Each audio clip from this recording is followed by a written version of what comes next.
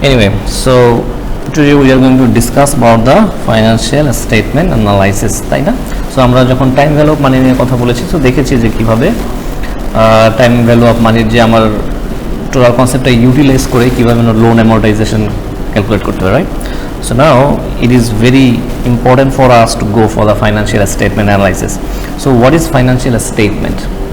Okay, well, so financial statement বলতে আমরা বুঝি যে it is defined as the representation of financial data, তাই না? যে financial data থাকে financial statement. So financial statement consists of financial data that can help you identify your financial strengths and financial weakness through the analysis of the financial statements. তাই না? যে financial statement-এ আমাদের অনেক financial data থাকে, then what do we do? আমরা financial data-কে convert করি into financial information-এ, তাই না? সো অনেকগুলো র ডাটা থাকে। সো এই ডাটাগুলোর মানে কি? সো ডাটাগুলো থেকে আসলে আমার খুবই মানে ইমপ্লিকেশনগুলো কম। So unless we convert them into information, financial information, it will not be of mass use, তাই না? যে অনেক বড় খুব বেশি ইউটিলাইজেশন আমার হবে না। সো ইন দ্যাট কেস আমার কি করতে হচ্ছে? ফাইন্যান্সিয়াল স্টেটমেন্ট অ্যানালিসিস করতে হচ্ছে আর কি। ওকে, সো আমরা তো জানলাম যে the definition of financial statement, তাই না? ইট indicates, financial statement indicates your financial strengths or financial weakness. যেমন ফাইন্যান্সিয়াল স্ট্রেংথ কি, ফাইন্যান্সিয়াল উইকনেস কি, তাই না? এটা হচ্ছে ওই ডাটার মাধ্যমে we can identify through the conversion into the information we can go for the identification of my financial problems, whether there is any problem with my financial health, মানে কোম্পানির ফাইন্যান্সিয়াল হেলথে কোনো প্রবলেম আছে কিনা, that I can identify. Okay, so who are the users of this financial statements? এই financial statement এর user কারা? Definitely there are some users, right? যার জন্য ফাইন্যান্সিয়াল ডাটা প্রিপেয়ার করা মানে করছে আর কি। মেইনলি আপনি যদি ব্রডলি বলতে যান, then the user of the financial statements are the stakeholders. Okay, stakeholders মানে যারা আছেন আর কি। স্টেক হোল্ডার কারা? The parties who have interest in your business, they are called the stakeholders.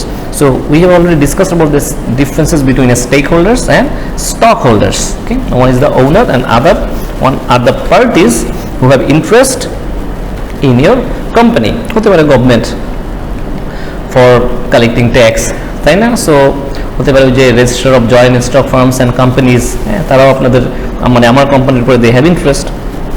Customers, প্রসপেক্টসও হতে পারে। What the prospects are the potential customers. হতে পারে যে তারা আমার কোম্পানি সম্পর্কে জানছে, আমার প্রোডাক্ট সম্পর্কে জানছে, but they haven't yet purchased my product, but in the long run they might purchase. So এই হচ্ছে আমাদের এই প্রসপেক্টগুলোকে আমার কাস্টমারে কনভার্ট করতে হবে। So that techniques you have to apply through marketing strategies, তাই না? মার্কেটিং স্ট্র্যাটেজি আমার এটাই অ্যাপ্লাই করে তাদেরকে কাস্টমার প্রসপেক্ট থেকে কাস্টমারে কনভার্ট করতে হবে, তাই না? So different type of marketing strategies there. Anyway, so broadly আমরা যেহেতু বলেছি যে stakeholders are the users of my financial statement. So স্টেক হোল্ডারের মধ্যে আবার দুই ধরনের ক্যাটেগরি আছে। So one are the internal stakeholders, users, and second one is the external users. So who are the external users? Trade creditors. Who are the trade creditors? Trade creditors হচ্ছে those who কি trade creditor কারা বলতে পারবেন?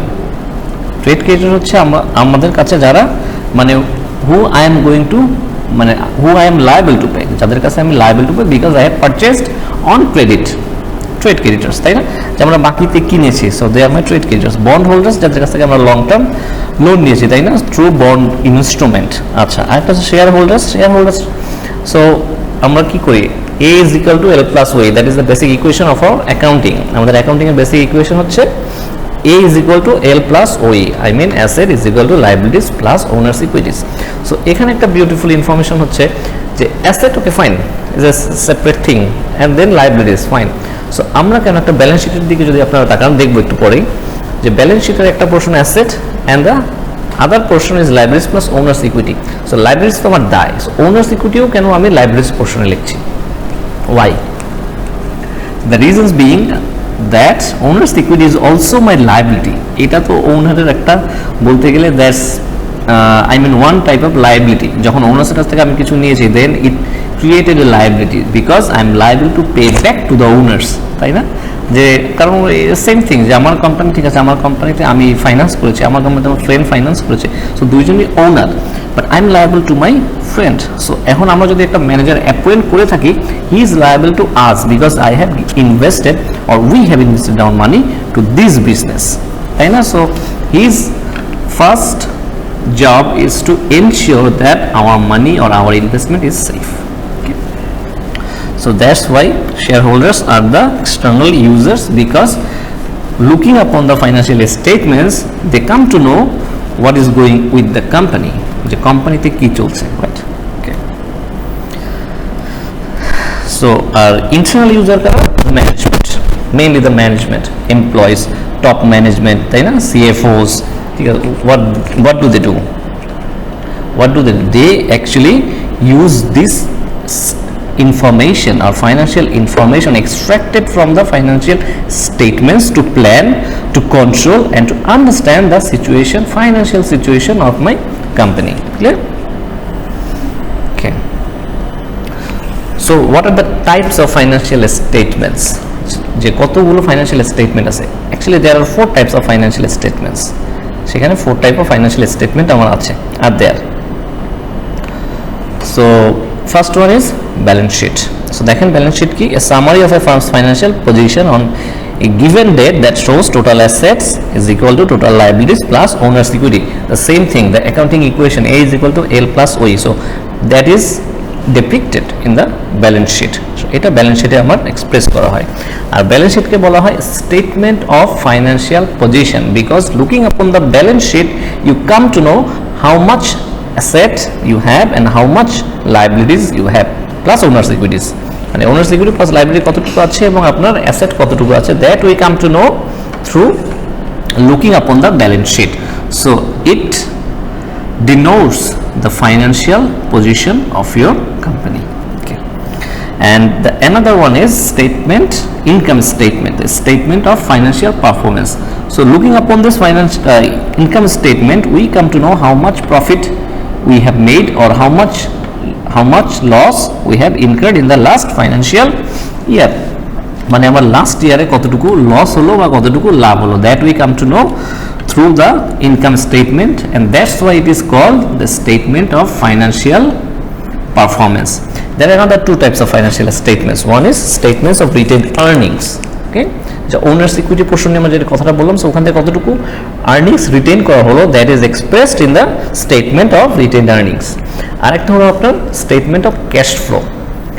So আমার last financial ইয়ারে 1 বছর হতে পারে, পিরিয়ডটা কোয়ার্টারলিও হতে পারে, রাইট?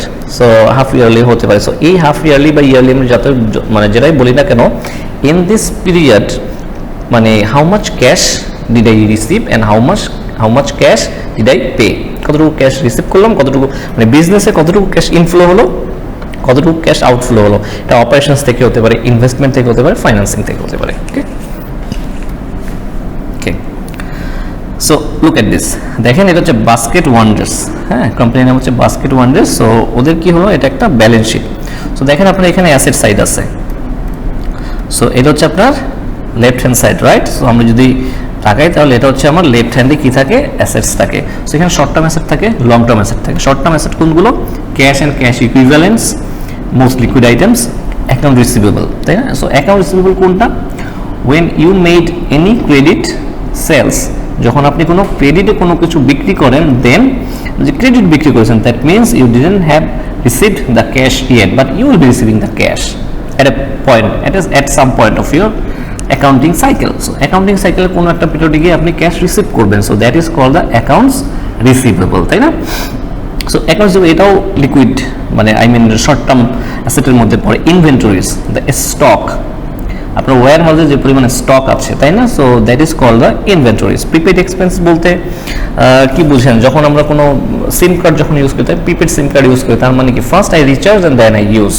ওকে, সো সেম থিং এখন আমাদের ইলেকট্রিসিটি বিল, গ্যাস বিল, হ্যাঁ, এগুলো তো সবই মোটামুটি আপনার প্রিপেড হয়ে গেছে। আগে আমরা রিচার্জ করি, আর্লিয়ার কি হতো, বিদ্যুৎ বিল আমরা পরে পে করতাম, গ্যাস বিল পরে পে করতাম, but now it has converted into prepaid system. সো এটা এখন প্রিপেড সিস্টেমে কনভার্ট হয়ে গিয়েছে। So we have to pay earlier and then we use. So এটাও আছে অ্যাকচুয়ালি ট্যাক্স প্রিপে, মানে ট্যাক্স আমি জানি যে আমার ট্যাক্স হবে টোটাল $300, বাট আমি অলরেডি $310 পেমেন্ট করে দিয়েছি। ওকে, সো এরকম আর কি। So in total that sums up the current asset portion. Then we have fixed asset, আমরা depreciation টা ওখান থেকে accumulated depreciation টা আমরা ডিডাক্ট করে ফেলি। তারপর আমাদের লং টার্ম ইনভেস্টমেন্ট থাকতে পারে, হতে পারে লং টার্ম এফডিআর একটা আছে, অথবা কোনো একটা কোম্পানিতে আমি শেয়ার কিনে রেখেছি। ওকে, সো এটা আমার একটা লং টার্ম ইনভেস্টমেন্ট হতে পারে। So total asset in total আমার মানে লেফট হ্যান্ড সাইডে টোটাল অ্যাসেট থাকে, and this total asset will be equal to the total liabilities plus owners equity. So let's say যে আমার liabilities plus owners equity পোর্শনে কি কি থাকে। So liabilities plus owners equity পোর্শনে কি থাকে, notes payable, okay, accounts payable. So account, what is accounts payable? When we make any credit purchase, আমরা যেভাবে মানে ধারে বিক্রি করি, সো আমরা তো ধারে কেনাকাটাও করি, তাই না? সো র মেটেরিয়াল যখন কিনি সাপ্লায়ারদের কাছ থেকে, we make purchase on credit, so আমরা ক্রেডিট পারচেজ করি। So in that case accounts payable is created, accounts payable create হয়ে থাকে, তাই না? যে I am liable to pay back, ওই টাকা আমার কোনো একটা সাম পয়েন্টে অ্যাকাউন্টিং পিরিয়ডের এক সাইকেল কোনো একটা পয়েন্ট আমার পে করতে হয়। আচ্ছা, একটু ট্যাক্স মানে আমি এখন ট্যাক্স পে করি না, বাট অলরেডি ট্যাক্স আমার ডিউ হয়ে গেছে, so that is also I am liable to pay. Okay, so other active liabilities থাকতে পারে। So in total that is current liabilities. And then long term debt থাকে, bank থেকে long term loan নিয়েছে 10 বছর 20 বছর, তার মানে 1 বছরের বেশি লোন নিলে সেটা লং টার্ম হয়ে যাচ্ছে, আর 1 বছরের কোনো কিছু হলে that is short term. Okay, then shareholders equity আছে, রিটেইনড আর্নিং আছে, then total equity. So total equity এবং টোটাল লাইবিলিটিস এই দুটো আমরা সাম আপ করি, then it becomes total liabilities plus owner's equity. দেখেন এখানে বলা হচ্ছে debts payable less than 1 year, হ্যাঁ, ই তার মানে কারেন্ট লাইবিলিটিস, আর যেটা এফ লং টার্ম ডেট, এটা হচ্ছে আমার payable after 1 year. Okay, so এটা হচ্ছে স্টেটমেন্ট অফ ফাইন্যান্সিয়াল পারফরমেন্স, তাই না? Income statement. So net sales কত ছিল আমার, টোটাল একটা নেট সেলস ছিল, সিওজিএস আমরা ওখান থেকে ডিডাক্ট করেছি, দেন আমার গ্রস প্রফিট হয়েছে। এখান থেকে আমার গ্রস প্রফিট থেকে কি কি আমরা মানে ডিডাক্ট করেছি, selling general and admin expenses. So আমি কি পেয়েছি, that we had calculated first there was net sales থেকে COGS আমরা ডিডাক্ট করেছি, গ্রস প্রফিট পেয়েছি, এবং গ্রস প্রফিট থেকে selling general and admin expense বাদ দিয়েছি, then we got EBIT, that is earning before income and tax। কথা বলতে পারেন profit before income and tax, but EBIT বলা হয়, earning before income and tax. So এখান থেকে আমি কি করি, ইন্টারেস্ট এক্সপেন্স বাদ দিই, ওই যে লোন নিয়েছি, সো তার জন্য ইন্টারেস্ট ইনকার্ড হয়েছে, so we need to pay the interest, so interest আমি ডিডাক্ট করে ফেলি, দেন থাকে আমার EBT, earnings before tax, so then আমি ইনকাম ট্যাক্স পে করি, আমি ইনকাম ট্যাক্সটা ডিডাক্ট করি। সো ইন টোটাল আমার EAT, earning after tax, profit after tax on net profit after tax.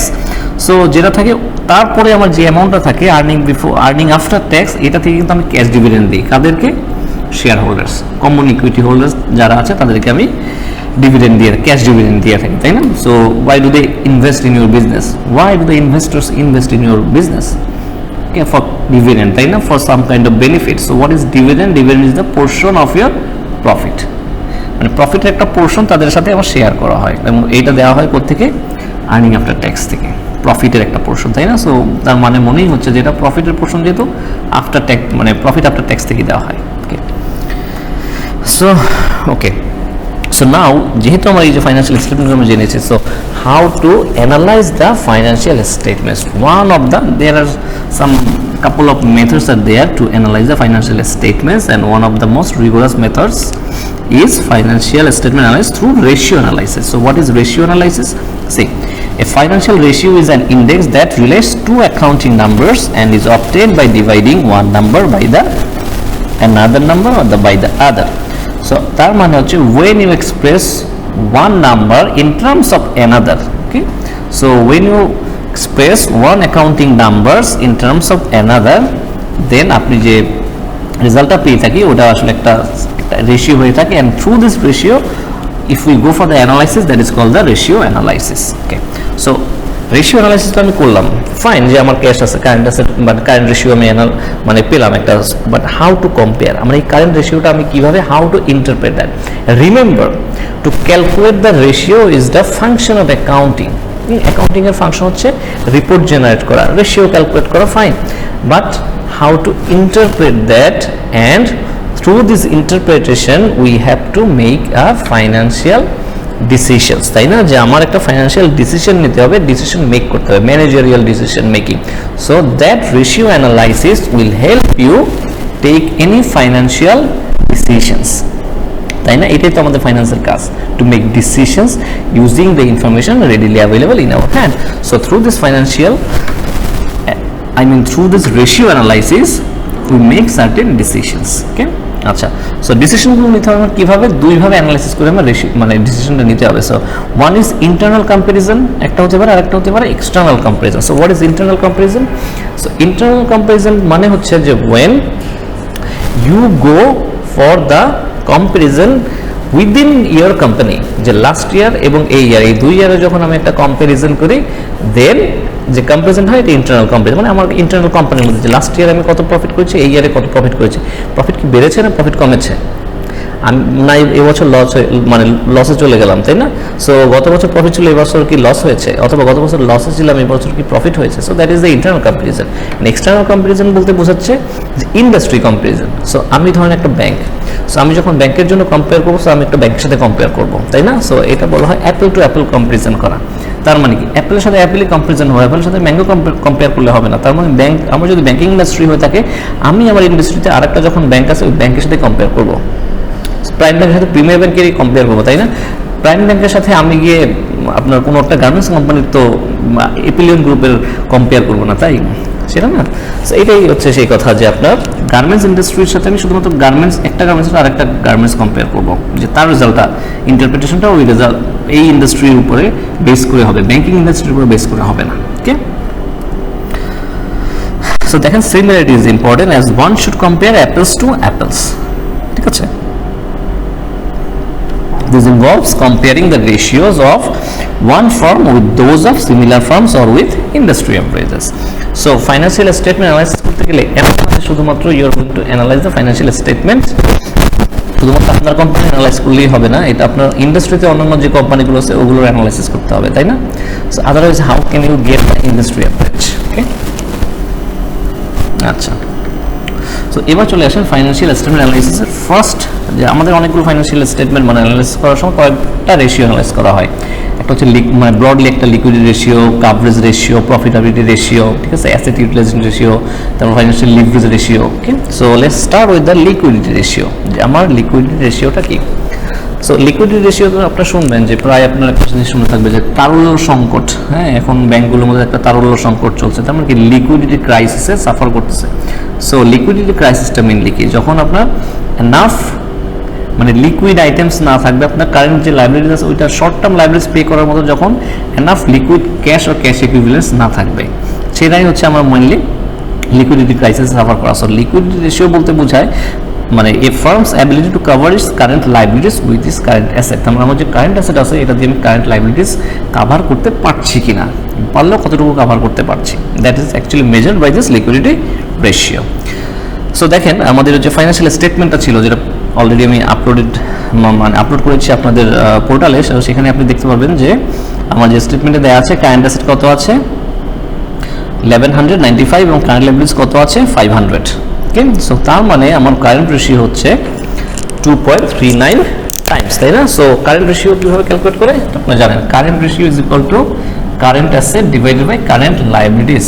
So current asset হচ্ছে আমার 1195 এবং কারেন্ট লাইবিলিটিস হচ্ছে 500, তো দ্যাট মিন্স 2.39 টাইমস। তার মানে উইথ মাই কারেন্ট অ্যাসেটস আমি 2.39 Times current liabilities cover up করতে পারবো। অর আপনি এভাবে বলতে পারেন যে আমার যে কারেন্ট লাইবিলিটিস আছে, এই কারেন্ট লাইবিলিটিস হচ্ছে 2.39 time less than my current asset, তাই না? আর আপনার কারেন্ট অ্যাসেট থেকে আমি 2.39 টাইমস আমি কারেন্ট লাইবিলিটিস কভার করতে পারবো, সো ওয়েল অফ, তাই না? যে আমি প্রায় 2 টাইমস, মোর দ্যান 2 টাইমস আমি কভার আপ করতে পারবো। আমার কোম্পানি কি ভালো অবস্থায় আছে না খারাপ অবস্থায় আছে। To determine that you need the internal and external comparison. So আমি এখনই কিন্তু রেশিও মানে এই ফিগারটা দেখি, এটা কিন্তু অলমোস্ট এখন ডেটা পর্যায়ে আছে, ফাইন্যান্সিয়াল ডেটা, ফাইন্যান্সিয়াল ইনফরমেশন কিন্তু এখনো হয়নি। So to convert this into financial information we need to go for the internal and external comparison. আচ্ছা, এবার দেখেন যে 2001 এ কত ছিল আমার 1.91, ওকে ফাইন। 2002 তে কত ছিল 2.26 আমার কোম্পানির কি, ওকে। আর 2.3 মানে 2003 তে কথা হলো 2.39, তার মানে it's increasing, it's good for my company, আমার লিকুইডিটি বাড়ছে, so I don't have any problem with my liquidity, right. So ইন্ডাস্ট্রিতে কি হচ্ছে দেখেন, ইন্ডাস্ট্রিতে 2.15, but still I am better than my industry average, right. So it's good for me. আচ্ছা, এরপর ratio হচ্ছে দেখেন অ্যাসিড টেস্ট রেশিও অথবা কুইক রেশিও বলা যায়, ওটা কুইক রেশিও বলি। সো আমি লিখলাম quick ratio. So quick ratio হচ্ছে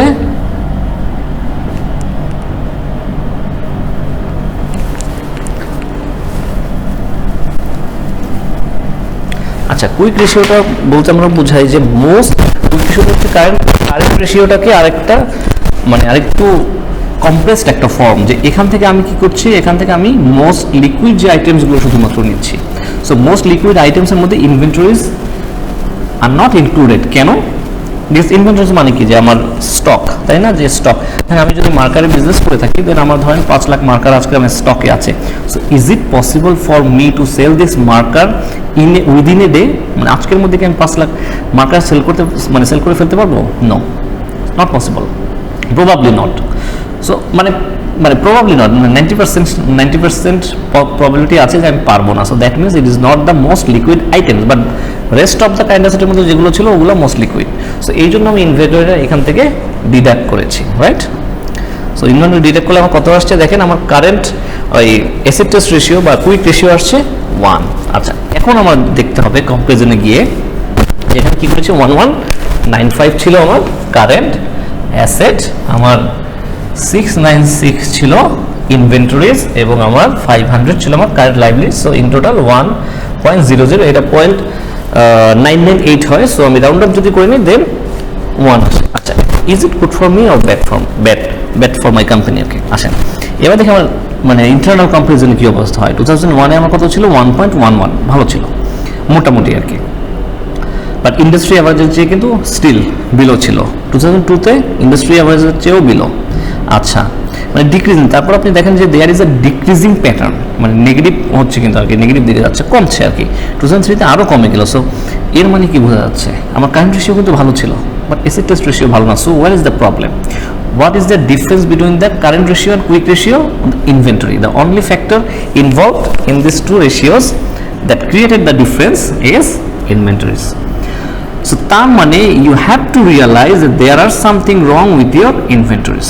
আপনার ইনভেন্টরিতে কোনো একটা প্রবলেম আছে, তাই না? Otherwise, so ratio is weaker than the industry average. Why? Because there are some problems with my inventory. So management of inventory needs rigorous change. So inventory ম্যানেজমেন্টে আমার আরও ইফিশিয়েন্ট হতে হবে, আদারওয়াইজ ইটস মানে signalling, এটা কিন্তু আপনার রেশিওগুলো signal করছে যে there is a problem with your company. So এটা কিন্তু আপনাকে সিগন্যাল করছে। সো যদি if you don't take measures right now, then আপনার একটা প্রবলেমে পড়তে হবে। ইনভেন্টরি কীভাবে ম্যানেজমেন্ট করা যায়? ইনভেন্টরি ম্যানেজমেন্ট করার জন্য কি, আমার মানে ইনভেন্টরি অনেক আমার স্টকে আছে, তার মানে কি এটা সেল অফ করতে হবে তাড়াতাড়ি। How? You can take different sort of marketing strategies to do that. Okay, so এটা আপনাকে একটা সিগন্যাল দিচ্ছে যে আপনার রিগোরাস মার্কেটিং স্ট্র্যাটেজি লাগবে আপনার ইনভেন্টরিগুলোকে সেলসে কনভার্ট করতে। ওকে, এতটুকু আমরা ফাইন্যান্সিয়াল স্টেটমেন্ট অ্যানালাইসিস থেকে এতটুকু আমরা আইডেন্টিফাই করতে পারি। ক্লিয়ার? ওকে ওকে, সো দেখেন এখানে ট্রেন্ড দেখলেই বুঝবেন যে আসলে কি হচ্ছে। অ্যাসেট টেস্ট রেশিওর ক্ষেত্রে আমার ট্রেন্ডটা কি, ডাউনওয়ার্ড দিকে যাচ্ছে। ইন্ডাস্ট্রি ট্রেন্ড কিন্তু ঠিক আছে, মোটামুটি স্টেবল আছে, but in case of my company trend এটা কিন্তু নেগেটিভের দিকে যাচ্ছে। আচ্ছা, দেখেন এখানে this indicates that inventories are a significant problem for my company. Okay, আচ্ছা এবার আসে তোমার financial leverage ratio. Financial leverage, তাই না? The extent to which the firm is financed by debt. আমার কোম্পানিটা মানে আমি তো আমার কোম্পানিতে অবশ্যই শেয়ার হোল্ডার আছে, তার মানে শেয়ার হোল্ডার মানে ইনভেস্টর আছে, তার মানে they have invested money in my business, but আমার তো ডেট ফাইন্যান্সিংও আছে, লোনও আছে। সো কতটুকু আমার কোম্পানিতে লোন ফাইন্যান্সড, এটা আমি আইডেন্টিফাই করি through this financial leverage.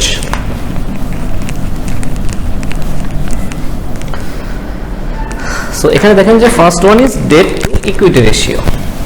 Date to equity, so মানে আপনার নাম দেখে বুঝতে পারছেন ডেট টু ইকুইটি, তার মানে ডিনোমিনেটর থাকবে ইকুইটি আর নিউমারেটরে থাকবে ডেট। সো ডেট বলতে any kind of debt, short term plus long term. So আমার short term plus long term debt যদি দেখেন আপনার পিডিএফ ফাইলে আছে, দেখেন স্টেটমেন্টে। সো কারেন্ট লাইবিলিটিস প্লাস আপনার মানে লং টার্ম লাইবিলিটিস মিলে কত হয় 1030, এবং আপনার শেয়ার হোল্ডার্স ইকুইটি কত, ইকুইটি পোর্শন দেখেন 1139. So in total 0.90 is my ratio. What does it mean? It indicates that যদি আমার শেয়ার হোল্ডার্স ইকুইটি থাকে 1 টাকা, আমার লোন আছে 90 পয়সা, 90 cent I have taken as a loan if I have in against $1 shareholders investment. Okay, industry average কি ওকে, তার মানে আমি বলতে পারি যে আমার ডেট ইউটিলাইজেশন ভালো আছে relative to my industry standard. Industry standard যেটা আছে তার তুলনায় আমার ইউটিলাইজেশনও ফাইন, ডেট নিয়ে আমার কোনো প্রবলেম নেই। Okay, so another ratio is debt to total asset. তার মানে টোটাল অ্যাসেটের আমার যে টোটাল অ্যাসেট আছে, এই টোটাল অ্যাসেটের কতটুকু পোর্শন ডেট আছে। Simple, asset total debt divide by total asset. So এটা যদি করি দেখেন তাহলে আমার কি হচ্ছে 0.47। এটা আমি হোয়াইট বোর্ডে করলাম না আর কি, আপনারা এখান থেকে আপনি বুঝতে পারবেন যে shows the percentage of the firm's asset that are supported by debt financing. তার মানে আমার টোটাল অ্যাসেট কত 2169, আমার টোটাল ডেট কত 1030, তার মানে কত আছে আমার রেশিও 0.47, তার মানে 47%। তার মানে আমার টোটাল অ্যাসেটের 47% is financed by debt. Okay, so industrial standard অনুযায়ী আমার ওকে এই ডেট ইউটিলাইজেশন এটাও আমার ভালো আছে। So there is nothing to be alarmed for. আচ্ছা, এটা I am going to skip for now. আচ্ছা, এটা important, interest coverage ratio. Interest coverage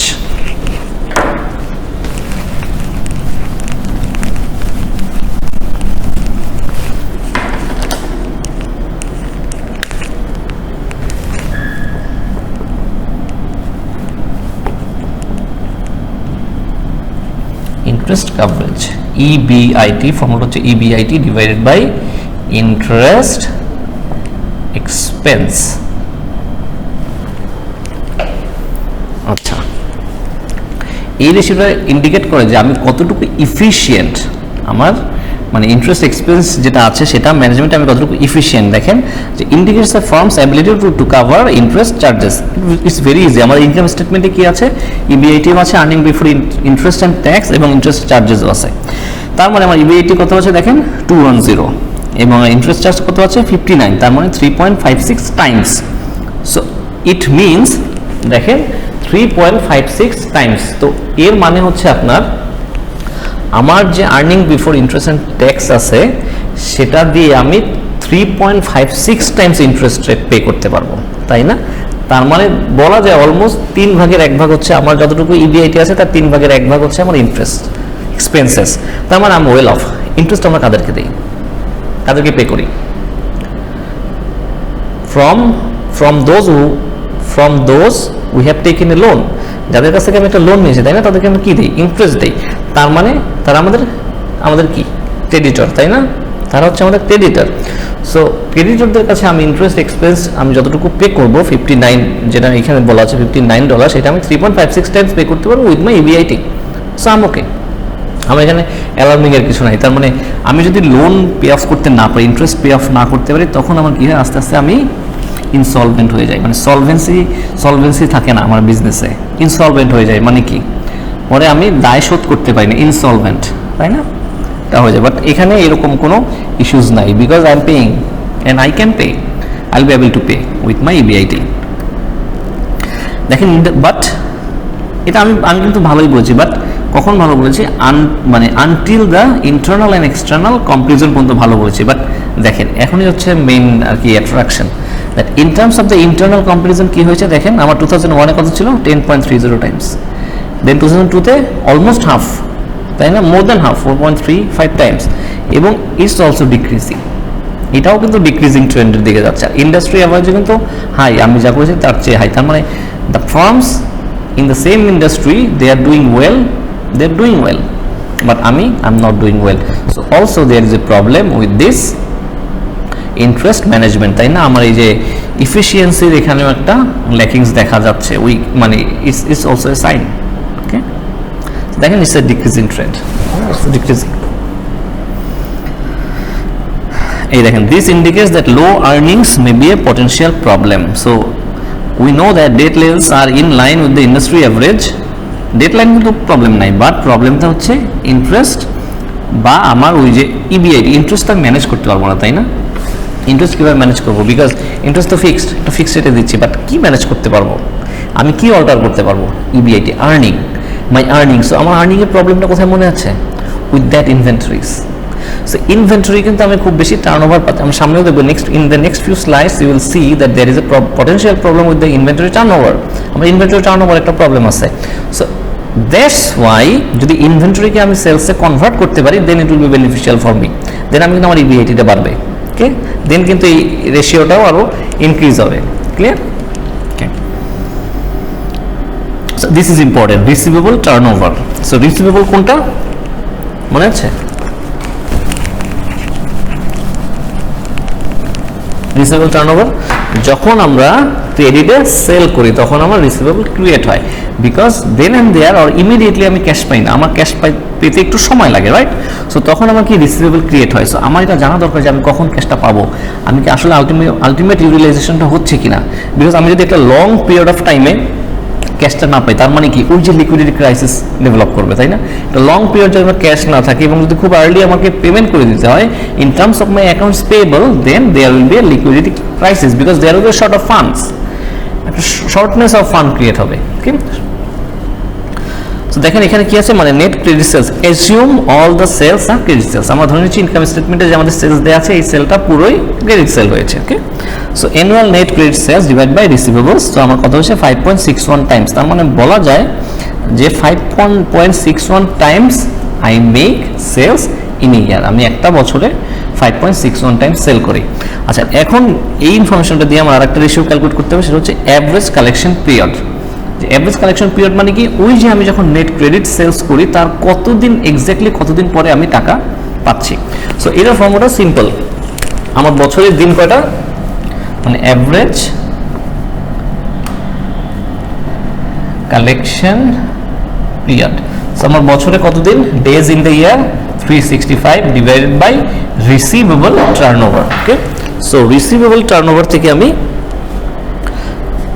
calculate করতে পারি, সরি,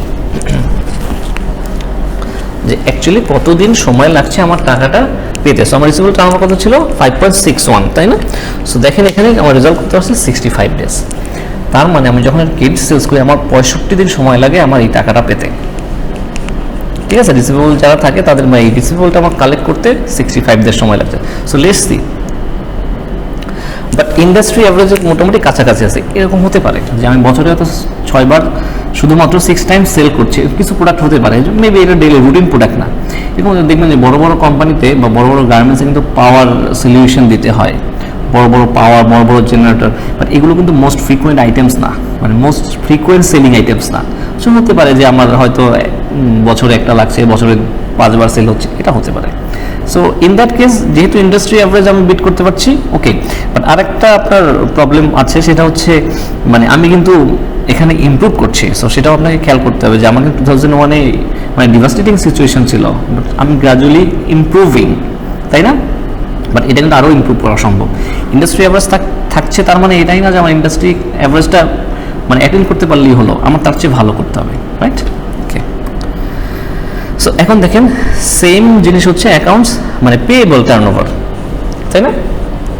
যে যখন আমি বাকিতে বিক্রি করেছি তার মানে বাকিতে কিনেছিও, তাই না? সো বাকিতে কিনলে তখন কি হয়, তখন পেয়েবল ক্রিয়েট হয়, যে তাদের কাছে তো আমার পে করতে হবে। আমি যেমন কারো কাছে পে করার জন্য, কেউ যখন আমাকে পে করার জন্য লায়াবল, আমি তো কারো কাছে পে করার জন্য লায়াবল, তাই না? সো তখন এটা ক্রিয়েট হয় কি, পেয়েবল টার্নওভার। এখন দেখেন এটার ফর্মুলা আগের মতো, যে আগে যখন আপনার ক্রেডিট আমি সেল করেছি তখন মানে অ্যানুয়াল ক্রেডিট সেলস ছিল আর অ্যাকাউন্টস রিসিভেবল ছিল, but in this case annual credit purchase. এখন কথা হচ্ছে আপনি পারচেজটা কোথায় পাবেন? It's not directly given in the income statement. মোটামুটি ইনকাম স্টেটমেন্ট কিন্তু আপনার ডিরেক্টলি দেওয়া নেই, আপনি খুঁজে দেখেন, you need to calculate. So এটা ক্যালকুলেট করার জন্য আমার কী করতে হয়, দেখেন নর্মালি যেটা হয় যে beginning inventory plus purchase plus minus ending inventory is equal to COGS, cost of good sold, তাই না? সো আমাদের ইনকাম স্টেটমেন্টে কিন্তু কস্ট অফ গুড সোল্ড আছে কোথায়? Sales less cost of good sold. So এখান থেকে কিন্তু আমি পারচেজটা ক্যালকুলেট করতে পারি। হাউ? পারচেজটা আপনি যদি লেফট হ্যান্ড সাইড রাখেন, purchase is equal two COGS less beginning inventory plus ending inventory. So আমার কিন্তু পারচেজ বের হয়ে গেল, রাইট? সো এইভাবে কিন্তু আমি পারচেজটা ক্যালকুলেট করে নিতে পারি। সো পারচেজটা যদি ক্যালকুলেট করে নিতে পারি, accounts payable is given in the income statement. So আমি যদি ক্যালকুলেট করি, then the ratio is 16.5। Sorry, so in that case we can go for the payable turnover দিয়ে কিন্তু আমি মানে কতদিন পরে আমি পে করছি সেটা আমি ক্যালকুলেট করতে পারবো, তাই না? সো ওই 365 কে যদি পেয়েবল টার্নওভার দিয়ে ডিভাইড করে দেন, আমার কি বের হচ্ছে 22.1 ডেজ। তার মানে কি, একটু চিন্তা করে দেখেন যে আমি যখন কেটে সেল করেছি আমি কতদিন পরে টাকা পেয়েছি, পে ব্যাক করেছি আমি কতদিন পরে? 65 ডেজ পরে। বাট যখন মানে আমি ক্রেডিট কিনেছি আমি কতদিন পরে পে ব্যাক করেছি? 21 ডেজ। এই যে একটা গ্যাপ, এখানে 35 ডেজের মতো একটা গ্যাপ থাকে। এই পিরিয়ডে কি হয়েছে আমার? এই পিরিয়ডে কিন্তু আমার ওইভাবে ক্যাশ ফ্লো আমার হাতে ছিল না। সো এই সময়টা কিন্তু আমি একটা লিকুইডিটি ক্রাইসিসে ভুগতে পারি। বাট আপনি চিন্তা করে দেখেন যে এই আমি যদি দুইটা মোটামুটি সেম থাকতো, যে আমি যখন আমি সেল করে টাকা পাচ্ছি মানে অ্যাভারেজ কালেকশন পিরিয়ড, এবং এই যে যখন আমি টাকা পাচ্ছি আর কি পেয়েবল মানে পেয়েবল যেটা আছে সেটা থেকে অ্যাকাউন্টস পেয়েবল থেকে আমি যদি তাড়াতাড়ি ক্যাশ রিসিভ করতাম, দেন ওই ক্যাশটা I can utilise in other investments. So other investment opportunities আমার জন্য যেগুলো ক্রিয়েট হতো ওইগুলো কিন্তু আমি ইনভেস্ট করতে পারতাম। But right now I can't invest in those projects. অথবা আমার যে লাইব্রেরিজটা ক্রিয়েট হয়েছে ওটা কিন্তু আমার কমে যেত, তাই না? যে আমি তাড়াতাড়ি পে করে দিতে পারতাম। ওকে, এনিওয়ে, সো এটা দেখেন যে inventory turnover. So inventory turnover কোনটা? Its symbol is COGS divide by inventory. Inventory turnover এটা ইম্পর্টেন্ট, যেহেতু আমরা বলেছি যে we have a problem with our inventory, যে efficiency in inventory management. So এটা ইনভেন্টরি টার্নওভারটা কিভাবে ক্যালকুলেট করে? COGS divided by inventory, right? Inventory. So আমি যদি ক্যালকুলেট করি আমার কোম্পানির জন্য, দেন টার্নওভারটা কত আছে? 2.30। দেখেন, indicates the effectiveness of the inventory management practices of the firm. So দেখেন, no, I'm doing very poor, because আমরা কিন্তু দেখবেন যে একটা যখন আমরা আইডেন্টিফাই করে ফেলেছি কারেন্ট রেশিও মানে কুইক রেশিও বা অ্যাসেট টেস্ট রেশিও দিয়ে, তখন কিন্তু আমরা আলটিমেটলি বুঝতে পেরেছি যে there is a problem with the inventory. See, এখন আমরা আরও যত এক্সটেন্সিভ মেজারে গেলাম আইডেন্টিফাই করার জন্য, still there is a problem with my inventory that is been identified by this ratio as well.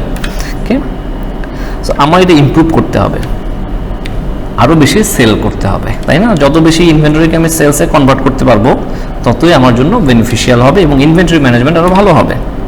Because আপনি যদি বেশি দিন ইনভেন্টরি রাখেন তার মানে কি, এখানে একটা ব্যাপার আছে, যদি ইনভেন্টরি যদি আপনি বেশি দিন রাখেন তার মানে স্টোর হাউস মানে স্টোর হাউসে বা ওয়্যার হাউসে রাখছেন, আপনার এর জন্য একটা কস্ট দিতে হচ্ছে না, ভাড়া দিতে হচ্ছে না। So that's the thing. So আপনার এই কস্টটা কিন্তু মিনিমাইজ করা যায়, স্টোরে বা ওয়্যার হাউসের কস্টটা মিনিমাইজ করতে পারি কীভাবে? যত তাড়াতাড়ি সেল করে ফেলবো, সো অত তাড়াতাড়ি আমার জন্য ভালো, বেশি মানে স্টক মজুত করে রাখতে হচ্ছে না। ওকে, সো আমার স্পেস অল্প হলেই হচ্ছে, অনেক বেশি স্পেস অকুপাই করবেন, রাইট?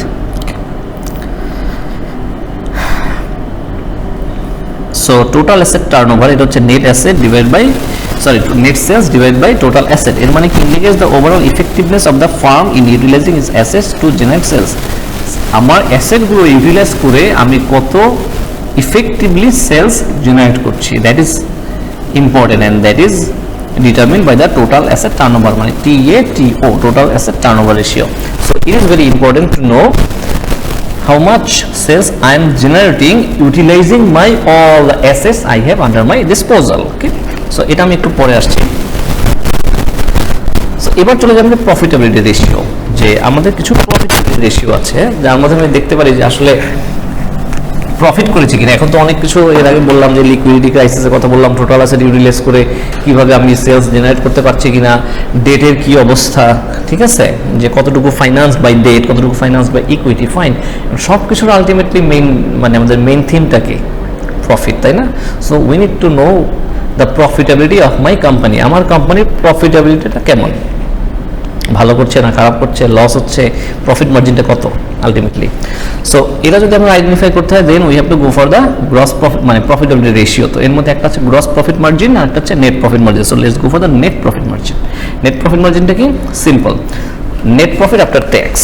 তো আপনি নর্মালি যদি লিখতে চান নেট ইনকাম আফটার ট্যাক্স, আমি ধরে নিচ্ছেন after tax next net income, net profit margin NPM divide by net profit divided by sales, right? Net sales, because sales থেকে সেলিং ডিসকাউন্টস আছে, হ্যাঁ, এগুলো ডিডাক্ট করা হয়। সো এখানে ধরে নিলাম যে all the sales are net sales sales. So এখানে দেখেন 0.041, that means 4.1% is my net profit margin. So এটা কি ভালো? নো, বিকজ দেখেন ইটস অলসো ডিক্লাইনিং। ওই যে ইনভেন্টরি ম্যানেজমেন্ট একটা প্রবলেম হয়ে গেছে, আমি এনাফ সেলস জেনারেট করতে পারছি না ইনভেন্টরি থেকে, ইনভেন্টরি এনাফ কনভার্ট হচ্ছে না সেলস থেকে। সো দ্যাটস ওয়াই আমার প্রফিটটাও কম হচ্ছে। ওকে, সো এই জন্য আমার পুয়ার নেট প্রফিট মার্জিন আছে।